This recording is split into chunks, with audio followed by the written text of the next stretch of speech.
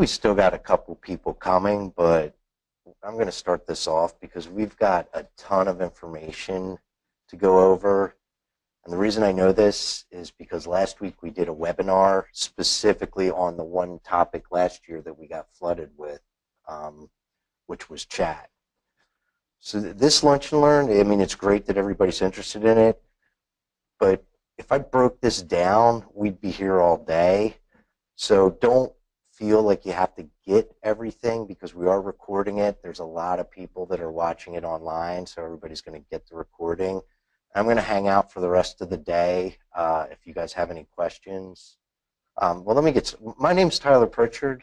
I am the president this year of Network Concepts. Prior to this, I was the vice president. We help customers. We specialize in security, networking, remote access, as well as e-business and website development, and that's kind of why we're here today.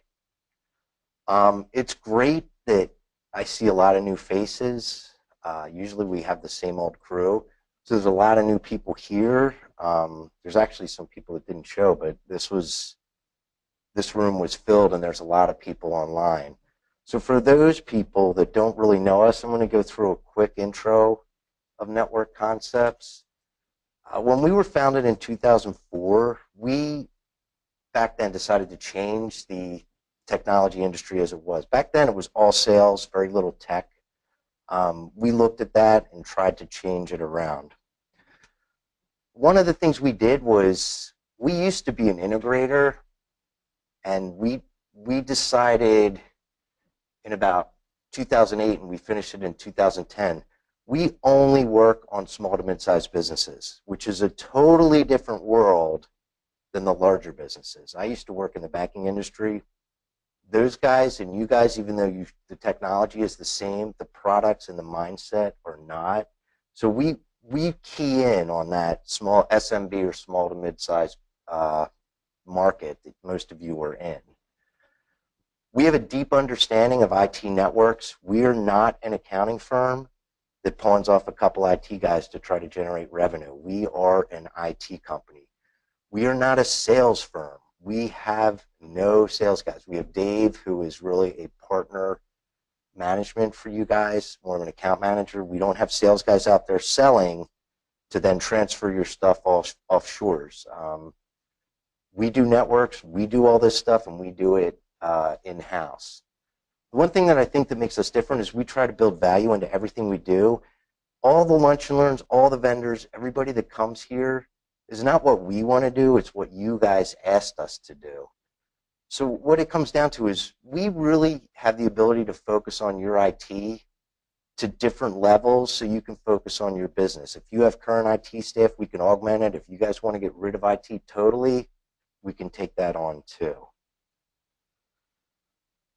But let's get to the reason that we're here today, because it seems to be a hot topic. And I know it's the beginning of the year, so hopefully everybody wants to concentrate on sales. Because if you guys succeed, it's a symbiotic relationship with us. If you guys succeed, we succeed.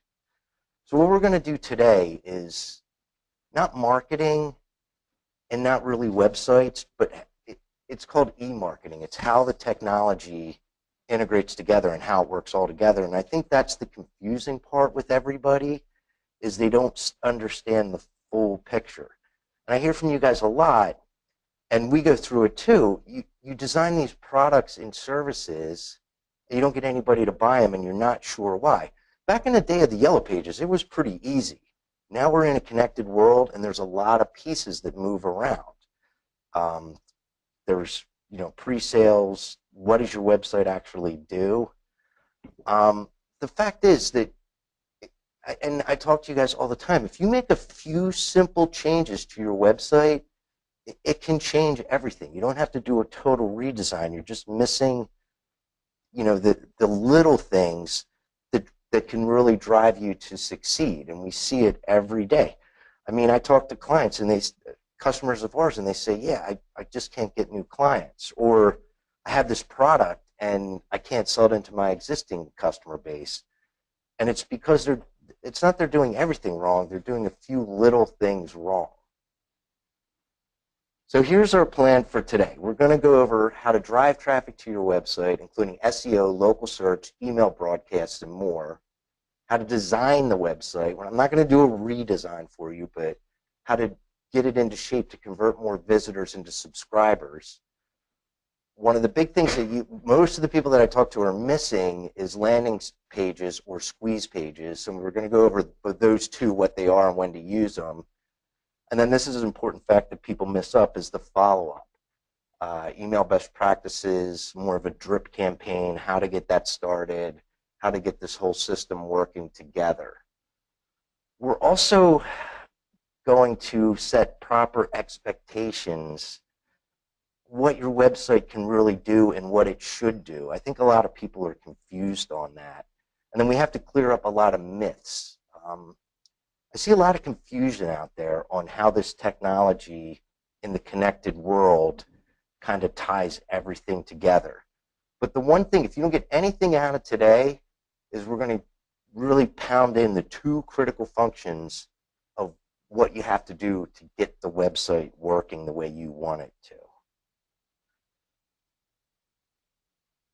So the two critical things that, there's actually three, but the two critical things that you need to have working for your website to work is you need to drive traffic to the site. That's the goal. And you do this through SEO, social media, pay-per-click, offline. There's a ton of other reasons. The second thing you need to do is to get the traffic to convert. And that's where a lot of people are missing. They're doing one or they're doing the other, but they're really missing it. And that's the website design itself, the landing pages, as we talked about it last week. Chat is a big thing. We've been doing that for a couple years. Once these two things are done, all you need to do is maximize the relationship, which is more marketing than it is the first two, but we're still going to go over that a little bit. But if you take all the e-marketing in the world and you broke it down, it really falls into one of these three categories. And I've been doing this for a long time. I've been doing this since websites came out. I was working a really low-level job back then, changing mainframe tapes. And one of the first meetings I went to was, we need a website. This was in the early 90s. They brought the technology guys in, along with the marketing guys, to figure it out. So it is key to get your technology and your marketing working together, as a whole. It's frustrating. You have people that'll spend a ton of money on driving traffic through a pay-per-click company, and then it doesn't convert. And that's really bad. I mean, I've seen sites that are just horrific on converting. They spend all this money, it doesn't convert. The worst thing is you have people that drive traffic, it does convert, and then they do nothing with it. That's the worst. I mean, that's the best case scenario to be in because you're almost there, but that's painful. They just have no drip marketing in place to maximize that relationship once it's done. You guys that know me, especially on the network side, I say this with everything, and this is my big disclaimer. I say it with networking. You guys know how I feel about baselines. Before you make any changes, no matter what I tell you here today, make sure you have a baseline for your existing site, because that's the only way you're going to know if your changes are going to work. Anything that has to do with technology, get a baseline first. So now that all my disclaimers are over, so that you guys don't call me 2 weeks from now and say, hey, you messed up my site, let's get into the number one thing. The number one thing we have to do to even get started is driving traffic, but we've got to drive the right traffic. So what do I mean by the right traffic? Number one, someone you want as a customer, obviously. Number two, someone who's looking to buy. Now, we know this very well because we track our sites. We're in the middle of a total redesign, and I'll show you guys later why we're doing it. But I know for a fact 70% of our traffic is junk. I mean, it's nothing that we would want to deal with. Last Thursday, we went in and we went into our sites and what we're doing. But if you saw our sites, you'd be astonished at how many bots and competitors, and it's really trash. So you have to get the right traffic and you want someone that's looking to buy. So how do we, this is how, I'm not going to get into other people and how they do it, and because I know some of you work with us, I'm just going to talk about us. And the list is going to change. This is how we drive traffic to our site. We do a lot of offline stuff. We do networking events. Dave gets stuck doing this. We do expos. Dave and Jake do that. We also do direct mail. The one thing we used to do a lot, and we're going to get back into this year, is joint venture marketing. You can do that with 2 different companies or vendors to then form, a marketing event. We are big into local search and natural SEO. I'm going to explain what local search is because people seem to be confused about that, along with natural SEO.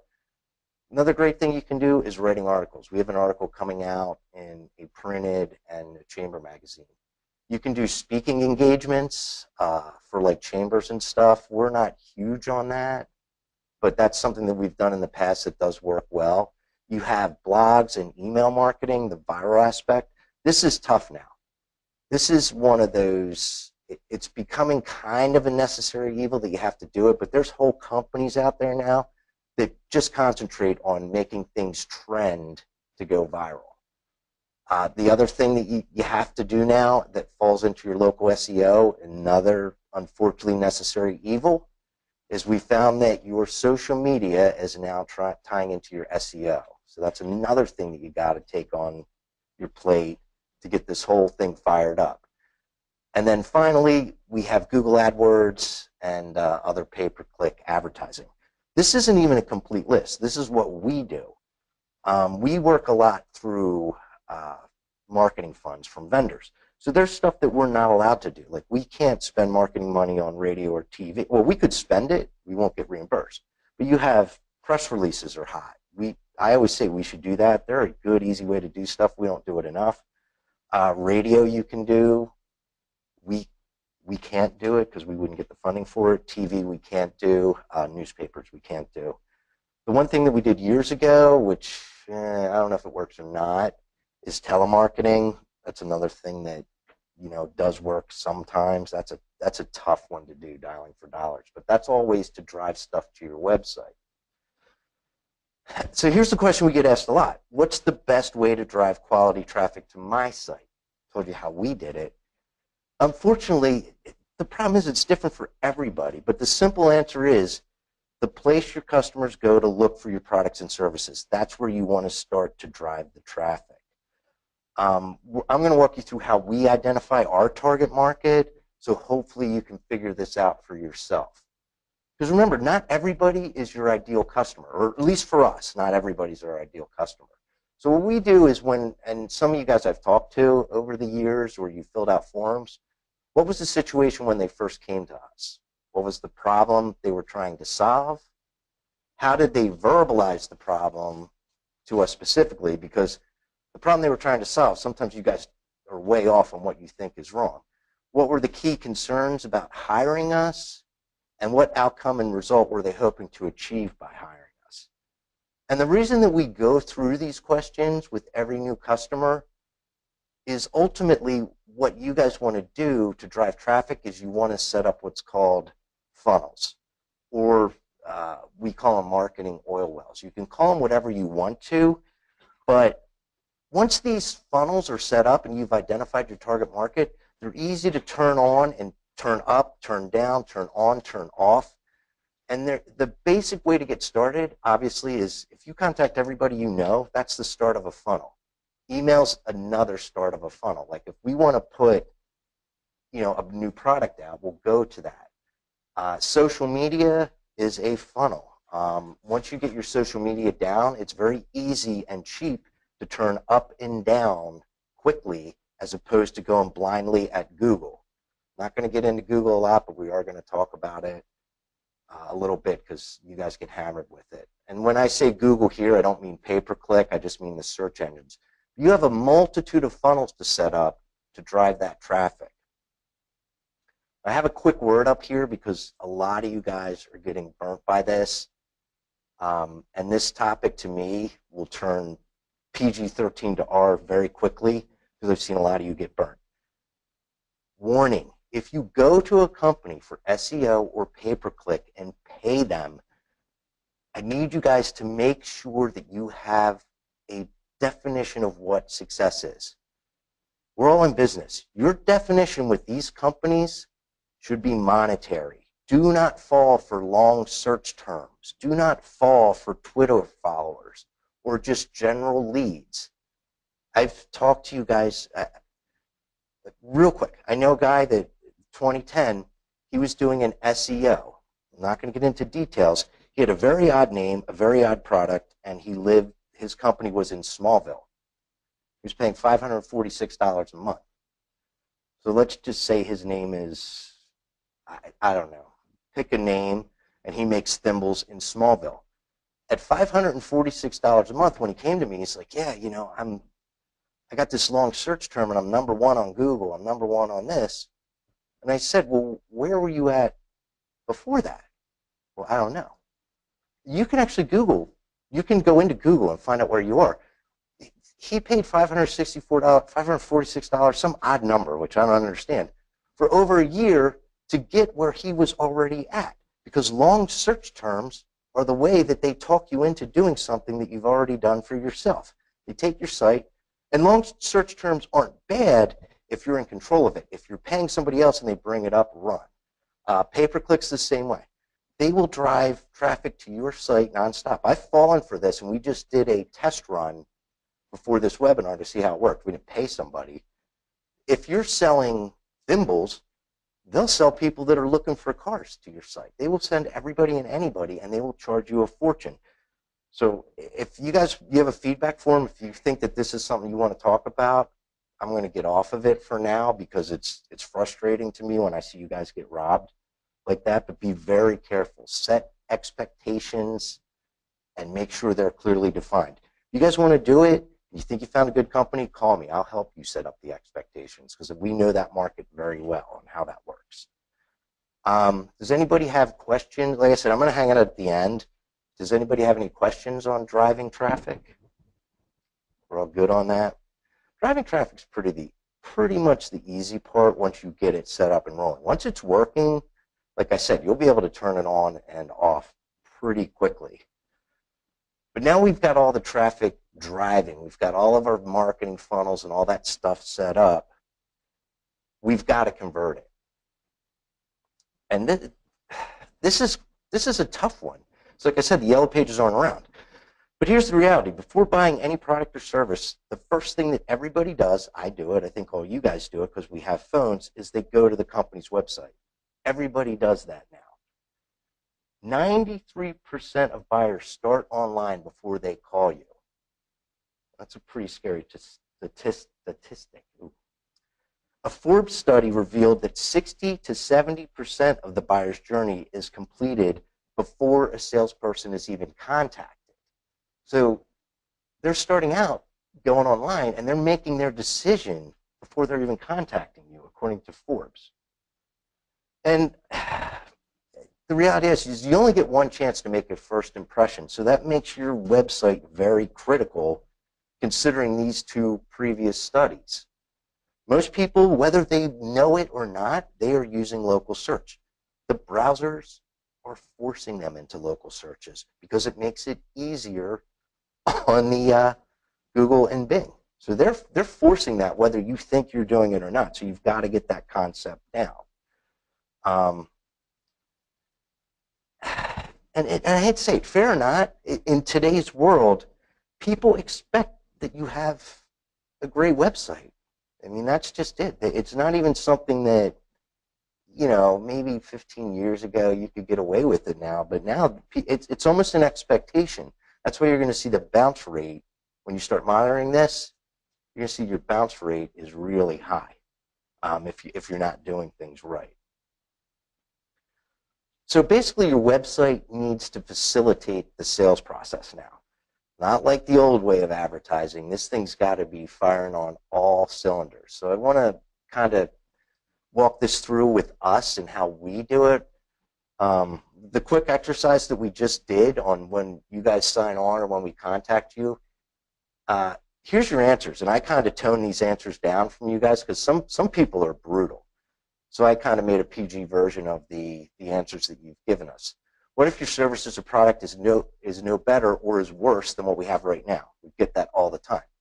Here's not. What if you ever charge us? Like, that's a tough one to answer. How will we? What if you ever charge us? How will we even know? It's like, I mean, we've addressed all these things and we've designed our website.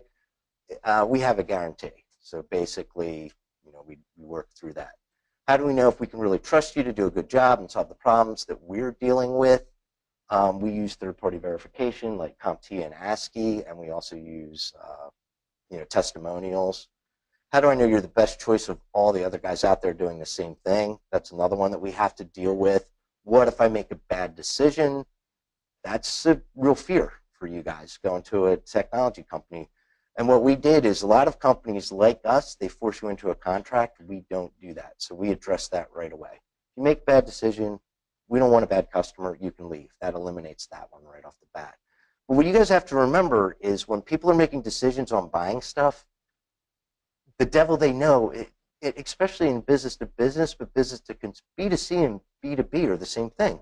It's scary buying stuff. I know I go and buy something and I look at it 10 times longer than I should. So it's easier to say no than yes. So what we've got to do is, now that we have all this information, we've got to design the site, not the actual looking of the site, but the content of the site to alleviate these concerns. That'll stop your bounce rate. But here's what you have to remember, is most of your clients are not experts at buying or evaluating your products. And that's a big thing because I know it from a technical standpoint. Like when I go to talk to somebody, you guys, about stuff that's technical, I can see your guys' eyes roll over and you're like, oh my God, when's he going to shut up? Because I talk about technical stuff. You guys are not an expert in that. You just want the problem solved. So you have to be careful of that. The other thing is, we're in a global connected world now. There's so many choices out there. There's companies out there that aren't even in the area, that aren't even real companies that you're competing with. They're just reselling services to local guys and taking it off the top. Websites say exactly the same thing. We have a problem with that. When I said our traffic stinks, 50% of our traffic is competitors, and they're copying our stuff and putting it up. So that's hard to keep up with, and it affects you greatly with customers, rankings. It's scary. A lot of people do a horrible job at educating the consumer to make a good decision.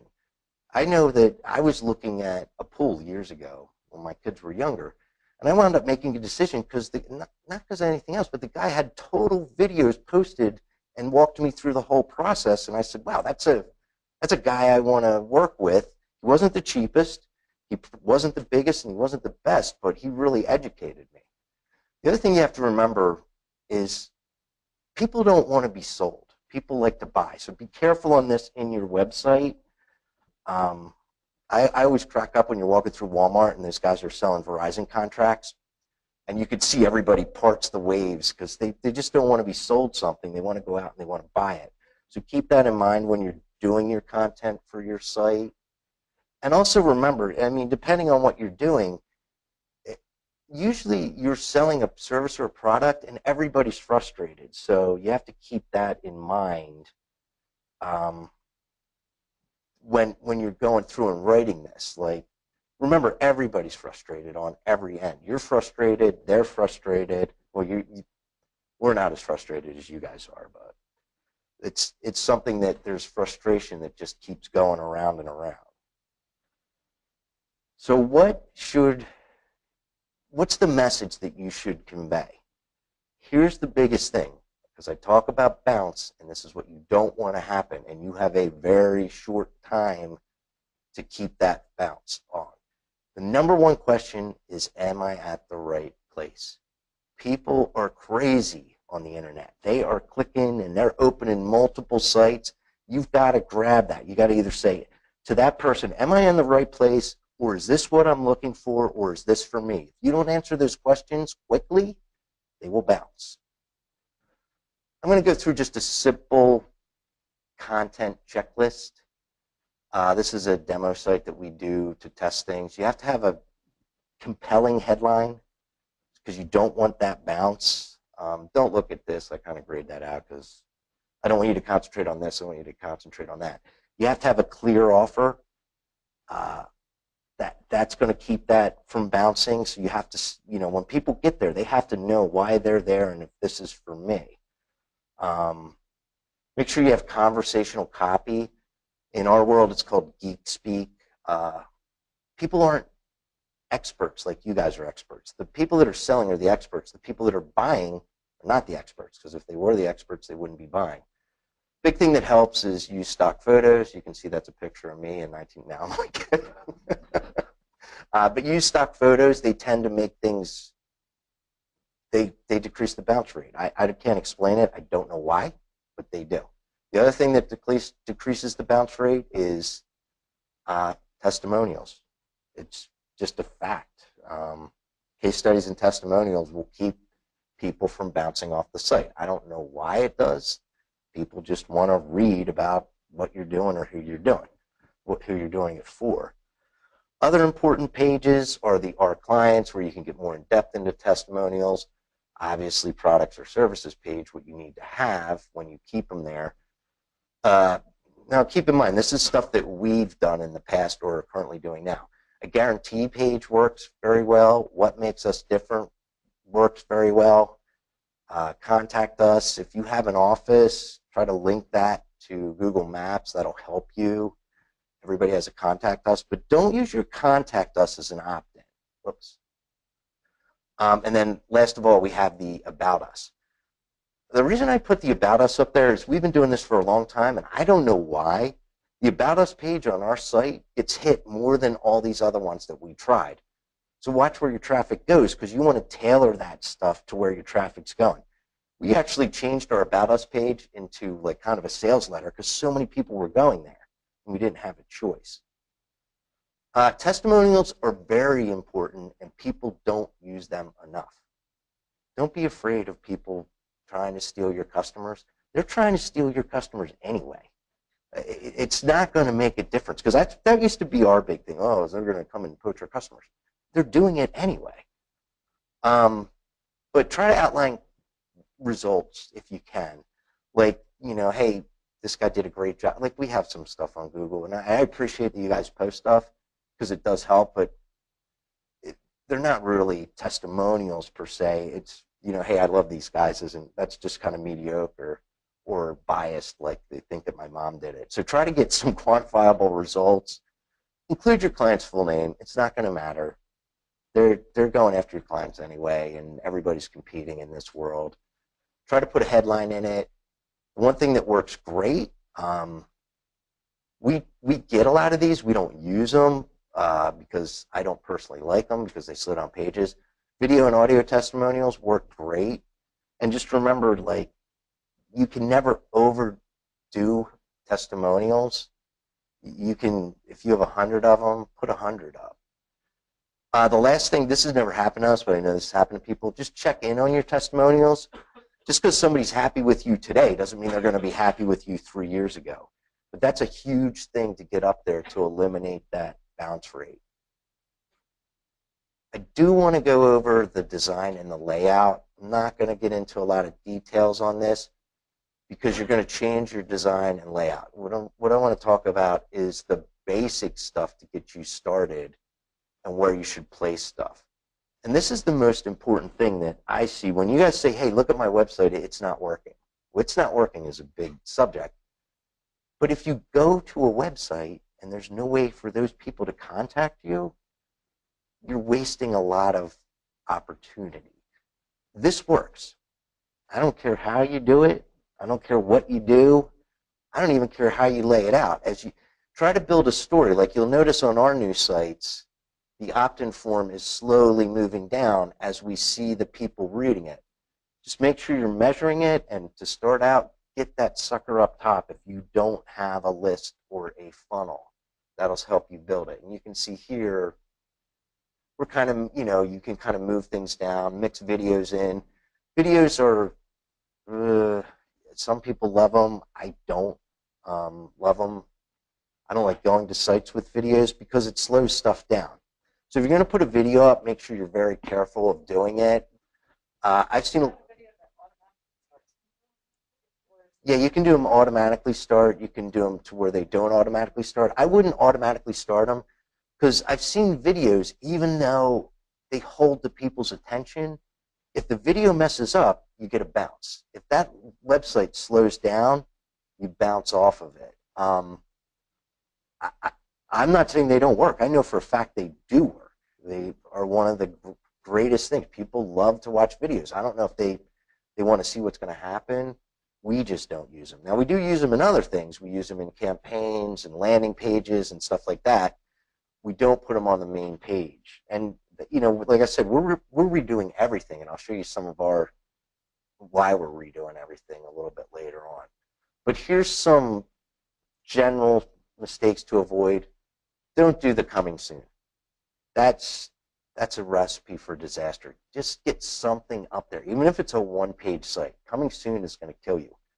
Don't do broken links. Make sure you check that. That affects your SEO. The guy that I was talking about was paying $546 a month for SEO services. When we looked at his site, he had tons of broken links. He was getting indexed nowhere except under that term that he was sold, that he was already at, because nobody fell into that long search term. There was nobody that fell into that. His site was terrible. And the reason that he wasn't able to do anything was because he has all sorts of broken links. And you're going to get penalized for that on the back end. When we did the cloud seminar, when we talked about Google and Microsoft and how they're doing things, we talked about that, how they're looking at stuff. The other thing is, and don't take this the wrong way, I look at a lot of sites and they're just odd. So they're like, what you guys like is not necessarily gonna work. Like, I didn't like our old site. I'll show you one of the best page we had that converted. I hate it, which is all right though. I'm not here to like it. I'm here to make money. But you guys, a lot of you guys have odd sites, and they're flashing and they're doing all this odd stuff, and you're not going to be able to get it indexed, and it's not going to be able to convert if you do that stuff. Unless you are a circus, don't make it really busy. Try to stick to one point. If you look at our new, what happened to us is we just grew, and we had different departments doing different things, and the website got too busy. We couldn't convert, which forced us into where we are now, to where we had to bring up 5 separate websites. We're only advertising 4, but we needed 5. So watch out as you grow that your site is not too busy, because you will not get anywhere with it. Pick a subject, pick a line, say, I'm here, this is for you. This is just a marketing thing that it really, IBM and Microsoft, Bright says warning, Bright says stop. It's a trust issue. I'm not going to say don't use red. If your company colors are red and if you're selling fireworks, yeah, it's great. If you're trying to build trust like we are, red's, if you guys anybody remembers Novell? Novell's gone. They were big on red. IBM, Microsoft, biggest companies in the world, went on blue. For our industry, you guys have to figure out what your sites look like. Neon colors, multiple fonts, just the plain oddness of the site. Watch out for that. You'll get a bounce. Like I said, real photos are the way to go if you can. And the last thing, I can't stress this enough when you're starting, is get that opt-in form and get it above the fold. Whether you're doing email or whether you're doing sites, if you look at a lot of our sites, all the pages that link off of it, it's up to the right. So you have a ton of, don't make it difficult for these people to get in touch with you. That's kind of the point of that whole thing. Once we get it down, we have to measure this stuff before we make changes. Measuring and tracking are key. And that's what's taking us so long to roll out. Every once in a while, we actually roll back to the old site because we don't like what we're doing, and it's hard to really get the metrics down if you don't have a lot of good traffic. We have a ton of junk traffic, so it's hard for us to get good metrics. So you have to be very careful. But the reality of it is, It's this way in all of technology. You can't improve what you can't measure. So if you don't know where you're at, you really can't go anywhere. You need to have that down, and you need to track this stuff. You need to track the leads, the phone calls, the form fills. A lot of people, what they use, and this is now that the Yellow Pages has morphed, the Yellow Pages big sale thing is still the phone. They charge a ton of money to put a site up, and it's the whole site stinks. You can't track it, but they put a tracking number on there. I don't know if tracking numbers are the way to go. We've tried them. I don't like them for the fact that you lose the number. So you put a lot of money into a number that you lose, and then people call them later. But you have to, once you're measuring this and you're comfortable with it, you have to trust the results. Opinions don't count. My opinion of the old site didn't count. I hated it. But the fact was, the numbers were right, it converted, and it did its job. So I don't care what you think. I don't care what your web guy thinks. I don't care what Jake thinks or Jack thinks. We're really looking at the results of the tracking. The other thing is this is tough. You have to give it time. Make sure that you're getting a certain number. Like I would say 100 good prospects, not 100 people. You get 100 people in an hour. Our sites are doing 60 to 70 people a week that we view we'd like to talk to. Like, you know, if Bruce goes there, we know Bruce. We don't want to talk to him. If our competitors go there, and you're going to see a lot of your numbers, if you see like congratulations American on President Trump, that's a bot from Russia. So that's nobody you want to talk to. If you see a C in front of your tracking number, that's a bot that's indexing your site. So when you start eliminating all that stuff, you don't have as much traffic to get good results as you think you do. It's a lot of junk out there. But here's some tools to kind of help you guys along. We used to use VisiStats. It got sold. Whenever something gets sold in the technology industry, they raise the price like 100%. So that was a great product. It's now Kickfire. It's 10 times more. We're back to Google Analytics. We like it. It's just doesn't have the GUI friendliness that VisiStat used to have. So like I said, Google Analytics is free. Bing also has the same thing. So you can use one of those two things. And then the one thing that we talked about last week was the chat. I'm not going to go into that a lot, but depending on what chat you get, that could be your ultimate tracking and sales tool. I mean, these things, last year we used to use Zopum. That also got bought, and then the price went up 10 times. With the price going up and us splitting out the sites to 5 different sites, we were like, whoa, we can't. It just wasn't worth the money. Even though it was a great tool, it wasn't worth the money, so we went with something else. The webinar we did last week, you guys can watch later because it was recorded, and we'll explain a lot of that. So now that we've got the stuff set up, we want to get the truly unique visitors like I talked about. You want to track your conversions from visitors to lead. There's a difference between a visitor, a bounce, and a lead. A lead is when you've converted them over. You want to track the lead to appointment or sale.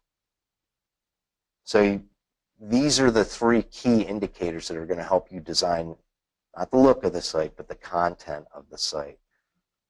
Now when I said long tail search terms were bad, they're bad if someone's selling them to you.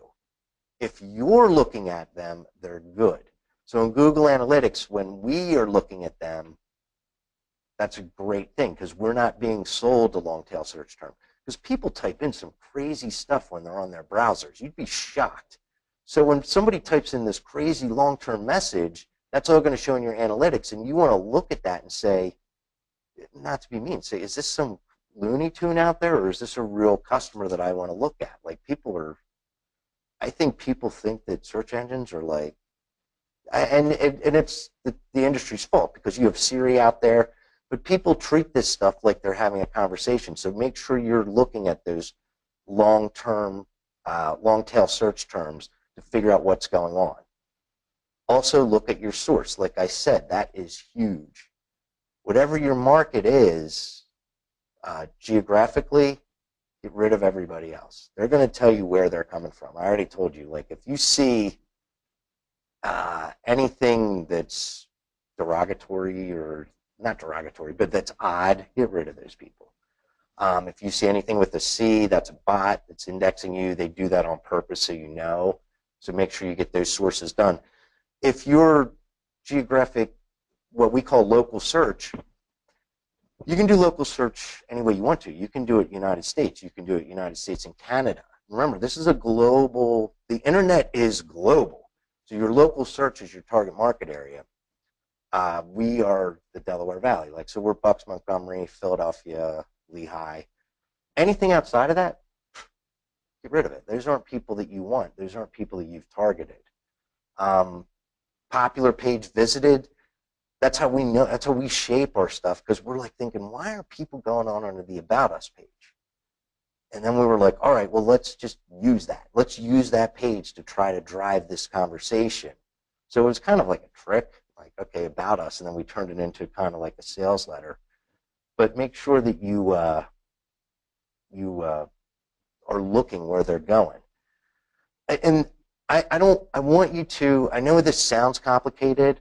That's why I'm pushing you towards analytics. I want you guys to keep it simple. Don't go crazy. When you guys get back and start looking at analytics, it can be like, oh, don't go crazy. Keep it very simple. And try to get a CRM. CRMs you can get now for free. There's like Sugar CRM. You don't have to use it to drive your company. But at least if you use it to help you design the website, it'll kind of put everything in a picture for you. So don't go buy something super expensive, you know, like Infusionsoft or anything to help you design your website. If you have Infusionsoft or Salesforce, use it. But if you don't, just get something free to simply track this stuff. Honestly, we used Excel sheets. You can do a ton of stuff to track this stuff. Excel's a little hard to work with, but you know, we use that a lot because you can export to it. Ask the prospects again after this all happens and you get them. Just ask them. People will tell you why they came to your website. They're already there. They don't care. And the good thing is they'll tell you what they didn't like about it, which sometimes, you know, it's not great to hear, but they'll be honest with you. The last thing I can tell you is if you get a lead, you get that CRM going, make sure you follow up fast, because leads are fleeting now. It's not the way it used to be. If you get something on the hook, jerk the pole, because they will go elsewhere and they probably have 10 other tabs open. So now that we've got all that, we're tracking. This is the #1 way that we convert leads. We do use chat, but we push the chat is used to push people to landing pages. We don't use squeeze pages, but there's a lot of confusion about what the difference is. A squeeze page is a website that contains an opt-in form and no other navigation links or options. So it's basically a pop-up. It's one page and it's not hard to get out of, but there's no other options. They do work. Unfortunately, they work, but they are not widely accepted, and I'm going to tell you why. But they focus the visitor into the conversation. They are designed for one purpose if you're going to use them. So I kind of worded this wrong. When I say use them on your homepage, I don't mean actually to replace your homepage. I mean what's called a shadow box. A lot of people, when they go to their homepage, you'll see a shadow box pop up with a video, and that works very well because if the video gets stuck, the shadow box or the squeeze page doesn't go, so they still get your website. They convert very, very well. You can use them in offline advertising, like when we do newsletters, sometimes we do landing pages, direct mail, anything that you're paying a lot of money for, you might want to consider a squeeze page because they're easy to track. Like when promoting a seminar, you might want to do that. because there's no links in or out of a squeeze page. The only way they're getting to a squeeze page is you're sending them there. Email promotions, your in-house list is a good way to do it because people aren't going to be freaked out by you. You already have trust, or your JV partner list. That's a good way to track stuff. When you don't want to use them, and the reason you don't want to use them, does anybody ever get that big pop-up that says your computer's infected? That's a squeeze page. So if you use squeeze pages with Google and they find out, they will shut down your Google account. That's how seriously they are about this, because a lot of people that use squeeze pages are not honest. So please be careful when you're using them. You can pay a huge penalty for doing nothing wrong, for approaching a sales system that could really bite you. We don't use squeeze pages. We have kind of a modified, I'll show it to you later, the page that I hated. But don't use them when testing show they were lowering conversion. So if you start using one, be very careful with this. But if they're not converting, stop using them, because even though they do work, they're tricky. Landing pages, this is what we use. You guys all know one. Well, maybe not all of you. Anybody that's on the webinar now, they've probably seen one. A landing page is a little bit different than a squeeze page because it does have the links. But a landing page is still kind of the same thing because it concentrates on what you're trying to get across. You're only trying to get across what you're doing with that off of that campaign. They're a little harder to track because there's links in and out of them, so people can get there accidentally. Unlike the squeeze page, they have to be driven there.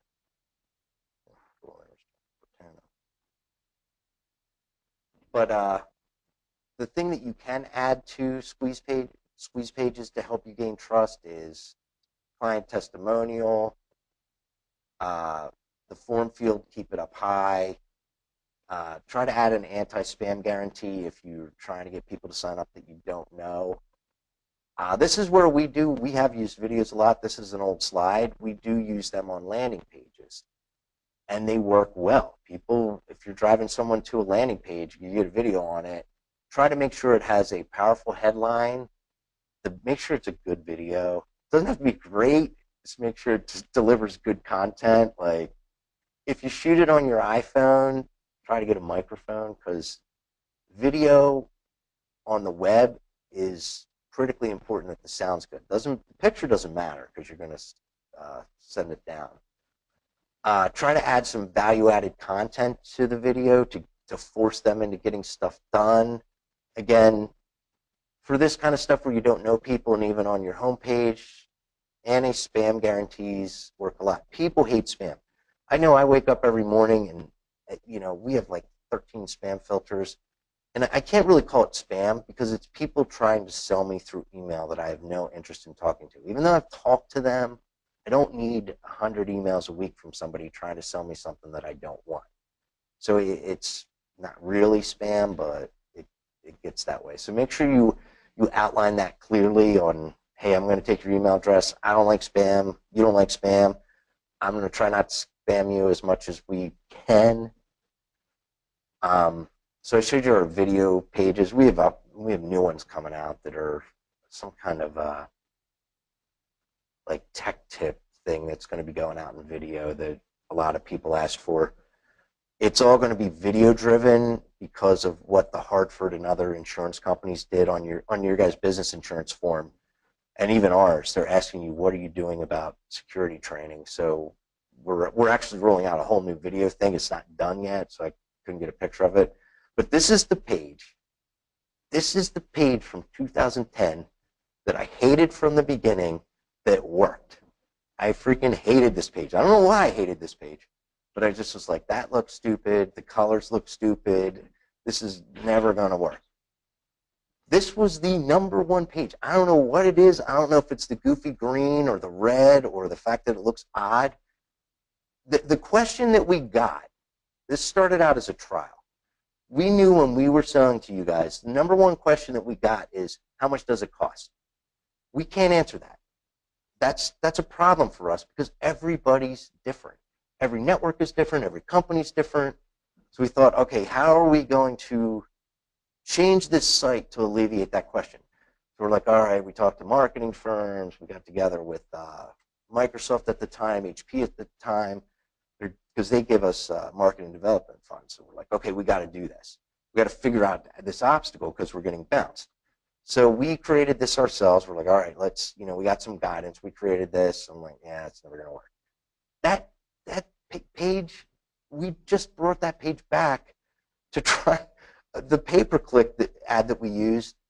I brought it before this. I had to bring that page back, even though I hated it, because I know people for some reason fill it out. So that just goes to show you, it doesn't matter what you think or I think, it matters what works. Now, I can guarantee you after we're done that page will never come back, but right now, it's still out there. So does anybody have any, and like I said, I'm staying. Does anybody have any questions? And if you guys have questions, you can ask me. This isn't a big group when we're going along. Does anybody have any converting traffic questions? Like I said, we can go over this again. I'm not going anywhere. So now we've got our target market. We've got our driving our traffic. We've got our site kind of set up the way we want it to, because you're always going to adjust that. As your trends go, you're going to try new things. But now we're at the point to where we're driving the traffic. People are saying, hey, yeah, I'm here. This is my name. I'm not going to go through this a lot because this is more marketing. So I'm not going to get into every aspect of this because this is kind of where the handoff is to the offline marketing. But I am going to talk about where technology comes into it. But the one thing you have to remember is not everybody's ready to buy. So don't send them 100 emails. If somebody signs up tomorrow, yes, act quickly, but don't smother them. I personally like offline and online follow-up. If someone contacts me, I usually call them back, and then if I can't get through to them, I send an email just because I know how emails don't get read because I don't read half my emails. But when you get to that point to where they've said, yeah, I'm here, I'm kind of interested, don't pound them into selling. Try to build trust in what's called your drip marketing campaign. And I know that's hard. It's hard for us too. We go through that. Try to educate them. Try to build trust. Don't try to sell them things. Remember, people want to buy things. My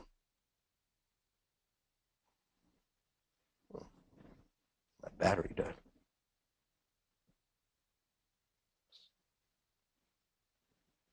Okay. And remember, be prepared to work. This is not easy. Here, we're not a huge company, but this whole little venture of our company, I mean, it does kind of work out. Anybody that did the Yellow Pages back in the day remembers how expensive the Yellow Pages were. But we have 3 guys. They're all here today. This is their job. Now, Jack does work for you guys. But this department here, we share it with you guys because they do work for you, but that's their job is to do this. It's 3 guys. So keep that in mind. Drip marketing, you guys probably came here off a drip marketing campaign. You have newsletters, social media, blogs, etc. Let's just look at the technology part of it and get some general tips down. If you're going to do it, do it.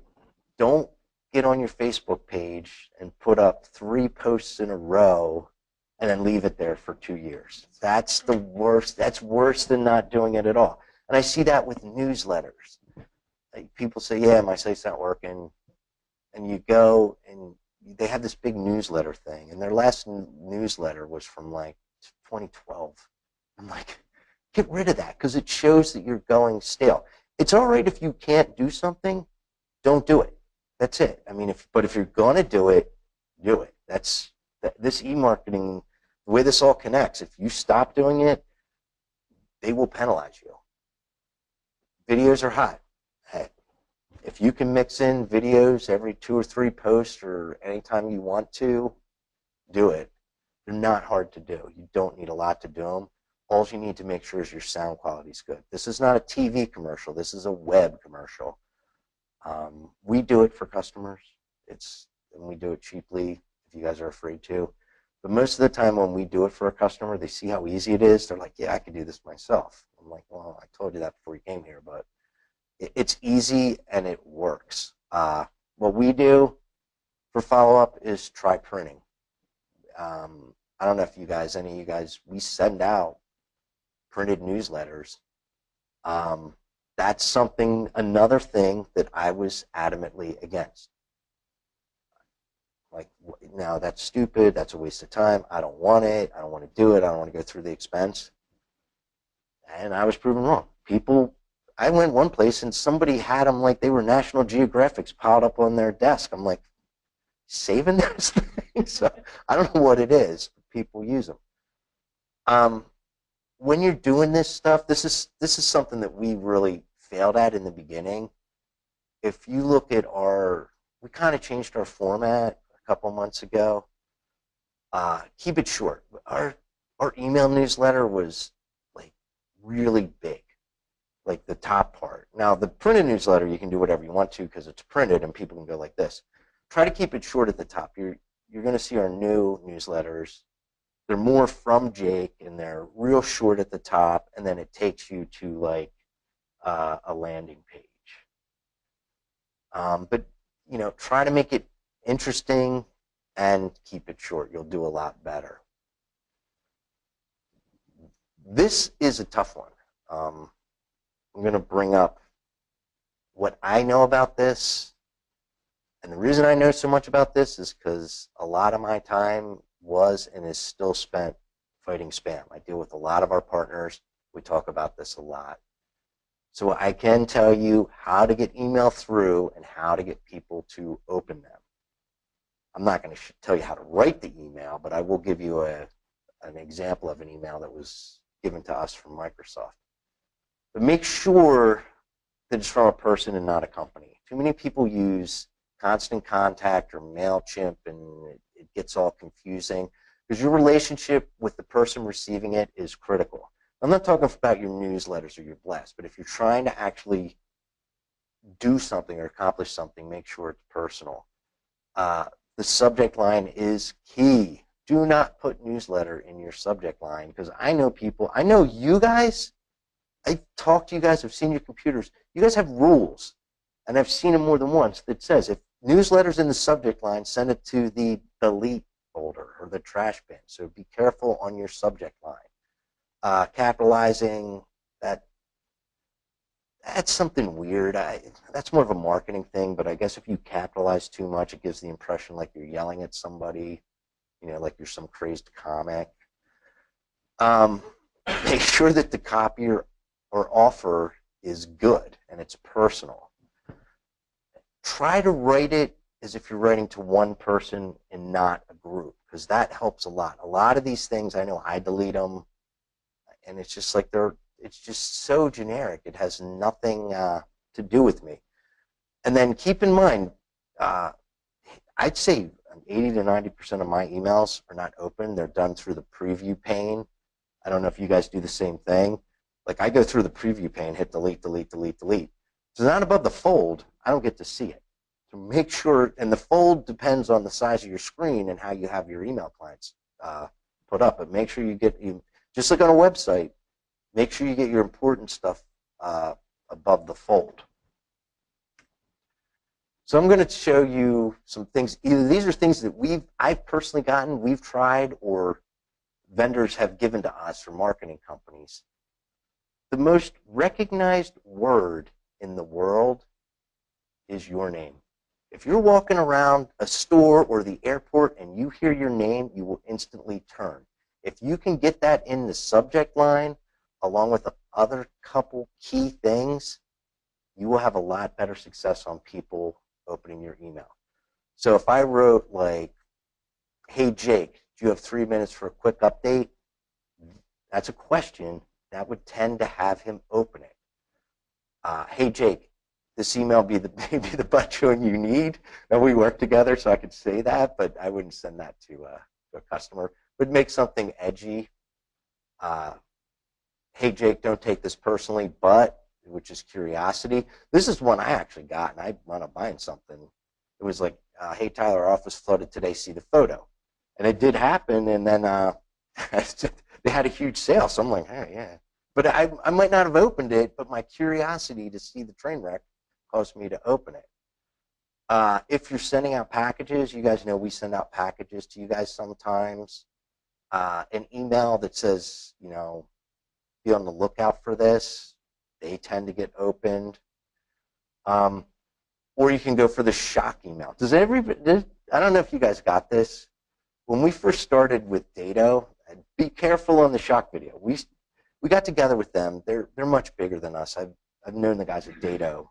Great story, but we've known them for a long time. They're like, hey, Ty, we're going to send out this email, and it's going to be great. I'm like, all right, cool. This will be awesome. And I looked at it, and I didn't think about it. And it was basically, the email was, pretty mellow. It was basically saying, disasters could happen, and this was going to happen to you. But in the subject line, it said, we're closing. So make sure if you're going to do something of shock value that you can handle the influx of calls. My mom even called me, and she wasn't even on the list. So it just went viral that Network Concepts was closing, which was, there's no such thing as bad publicity.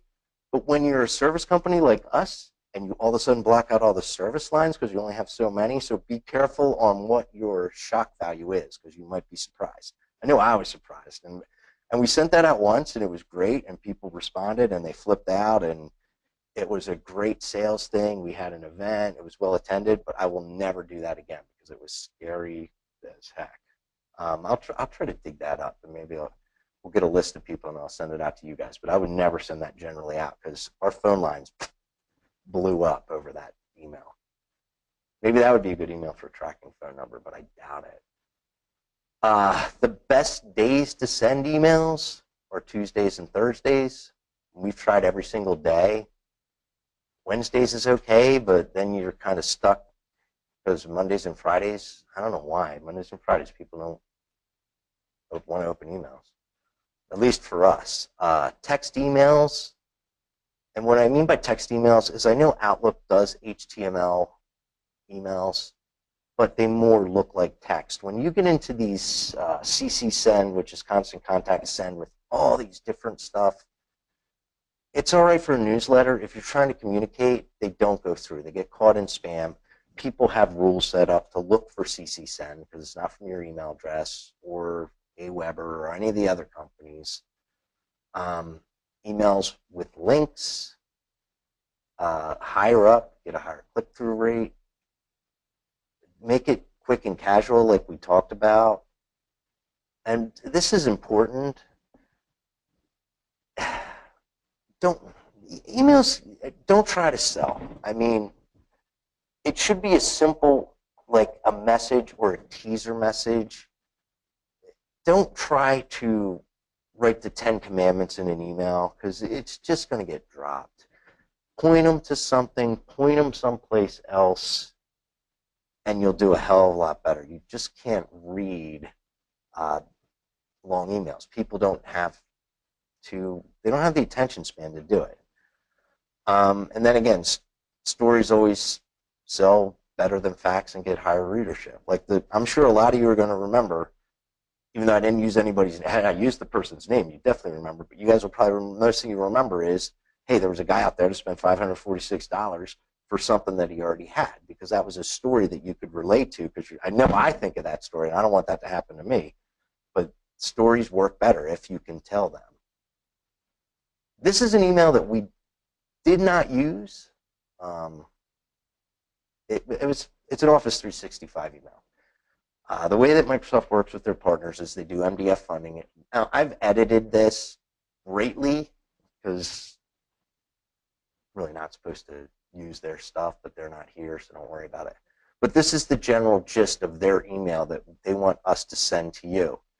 And you can see it has a pretty good subject line that gets people's curiosity. This is just a thing to insert your first name, but I've tested out virtually every email system. It's got the landing pages, but you can see it's text formatted, it's conversational copy. It makes it, now this is not a personal email. This is, a mass email that probably half the partners sent out. So this thing went out millions of times. God knows how much money they spent to design this what I consider a text pad. So they had to have tested it. You can kind of see you want to get someone interested, or Microsoft wanted to get you interested. They have multiple links. That sometimes works. You have to be careful. Remember this, if you put a third link in there, you will go to the spam filter. Some of them are set a little bit different. Watch your links. If you put too many links into an email message, it will grab that sucker. Half the rules are set up that way. But this is another thing. The landing page does the selling. This is actually a little long for us. We try to even keep it shorter. Nothing's being sold here. It's directing you to a landing page if you're interested. All you're looking for, the email, is the click-through rate. So now these people have signed on. What you're doing is, with your drip campaign, you're not driving them back to the main site. You're driving them to the landing pages to try to either upsell them, because you get a lot of customers, and I think we all have it. They might buy something. You might not hear from them for 2 years. So it's good to keep them in the loop and keep them in that drip campaign. All righty. I thought you guys would have a lot more questions, because I don't do this stuff a lot. I'm not a sales guy. So sometimes as not being a sales guy, I'm probably not as clear as I should be. So normally we have a lot of questions, but we have 15 minutes left. I still got some stuff to do. But we're making great time. I'm going to hang out, though, if you have any. When you guys leave here, like I said, you're going to get a recording of this, so you're going to be able to go through it a little slower. The one thing I want you guys to do, if you want to succeed, number one, is get some kind of web tracking tool in there. The second thing I want you guys to do is try to come up with some sort of offer. We have all different offers, so I can't tell. Like, we have reports, books, consults. We try them all. Just try testing this stuff. See what offers you can get into. And then look at your site and don't look at your site as a brochure anymore. Try to look at your site to augment your sales process. So at a minimum, try to get rid of that bounce. When I talk to you guys, that's frustrating to me, because we're trying to get the numbers right, and I'm trying to help you, and all I see is that bounce. When you get that, when it bounces, when somebody goes on, doesn't do anything, and bounces off, I don't care how long they stayed on the site, that's a bounce. And they're not good information. So try to get rid of that with all the stuff we talked to today. And then once you get this offer, get it on every page.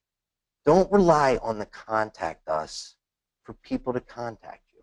They're not going to do it. Give them a reason to contact you, and don't make it difficult.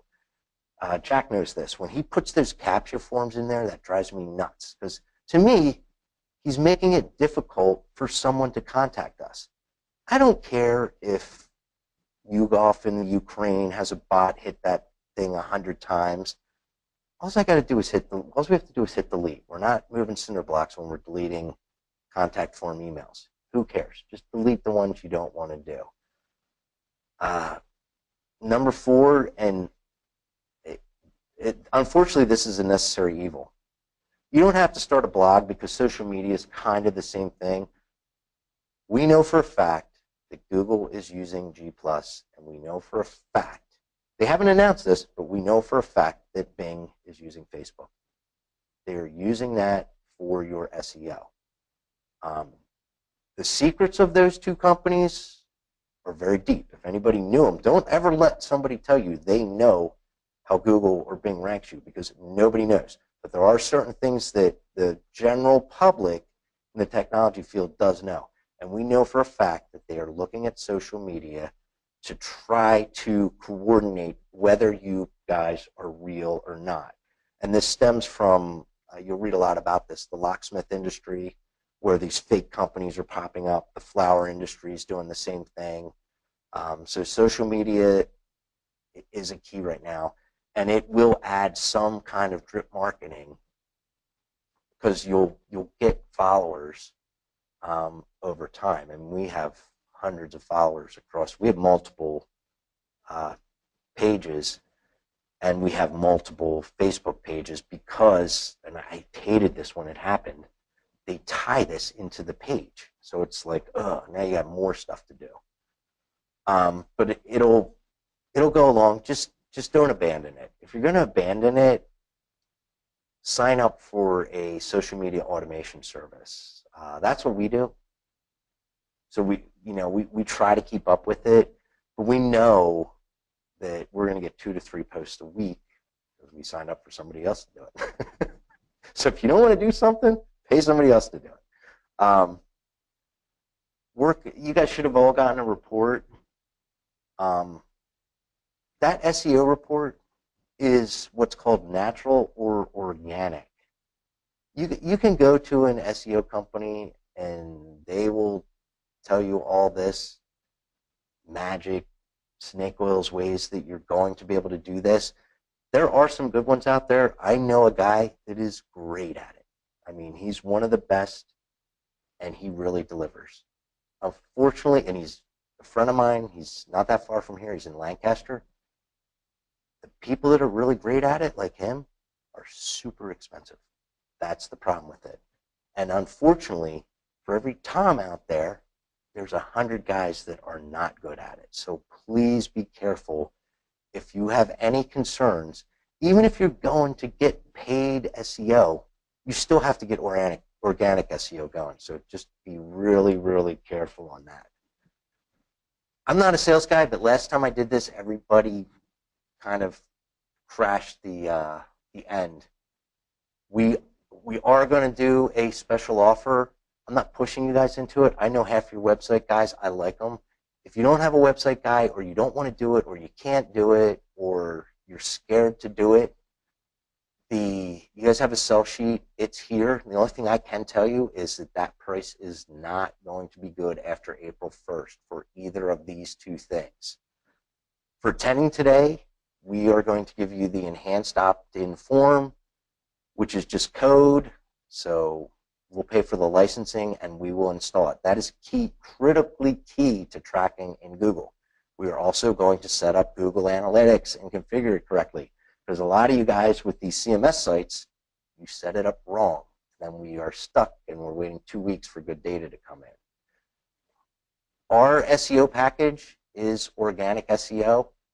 If you guys want to sign up, you'll be grandfathered in. That is also going away on April 1st because we are changing the way we do things because the people that signed up a while ago are evolving. So we are changing that package and we are no longer going to do it again. If you want to sign up before April 1st, you will be one of the people that is grandfathered in. You will be able to go up to the next level, but you cannot go back. I'm not trying to be mean. There's a lot of tools that we buy. These are subscriptions that we buy. Our package right now is very, very simple. It was designed what you guys want to. We run that report. That's a subscription service that looks at your website from multiple third-party locations. That's a report that you all got back up. The one thing that I added to it, because I was tired of this, is the website backup. So our package, we make sure you're backed up because you guys don't back up. So we also, this is what I added into it, apply available service patches. So we will go in, we will make sure that you have the critical patches.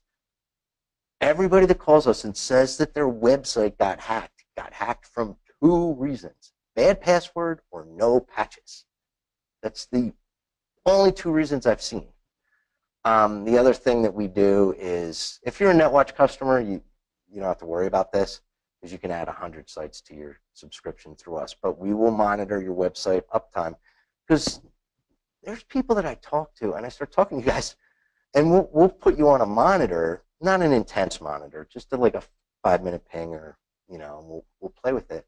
Website's not even up half the time. So when you're talking about SEO and stuff like that, if it's not up, they will penalize you greatly. I mean, it's unbelievable. So those 2 things are available till April 1st if you want to do it. Now that I talked about passwords, we are having a webinar. This is more stuff that's coming up. Have I ever ripped up anybody's sticky notes on their desk? When I used to go around to customers, I used to find sticky notes if you hit them under the password, and I would tear them up. We partnered with a really cool company. They're going to do a webinar with us. This relates to your website passwords too. It relates to all your passwords. Most password and identity management solutions were designed for corporate. this is designed for the SMB to work with providers. So it is really cool. It's worth it. The other big thing is we put it out in the newsletter, but Dado comes around every year. If you're a Dado, is there anybody a Dado customer? No? All right. Well, there's Dado bags that they give you guys, so maybe we'll have a drawing for those too. Dado's coming back this year again. These are great events for us. The feedback's 100%. The one thing that Dado wants to do is, because now we have a lot of Dado customers, so it looks like this is going to be a pretty cool event because they're going to take us all out to a nice restaurant. So we're not going to have hoagies and be stuck in here learning all the time. It should turn out pretty cool. We're looking at different places around here, private rooms. So if anybody knows of a good place around here that's expensive, let me know because we're not paying the bill. Good food and costs lots of money. What's going on? I think I'm losing my battery again.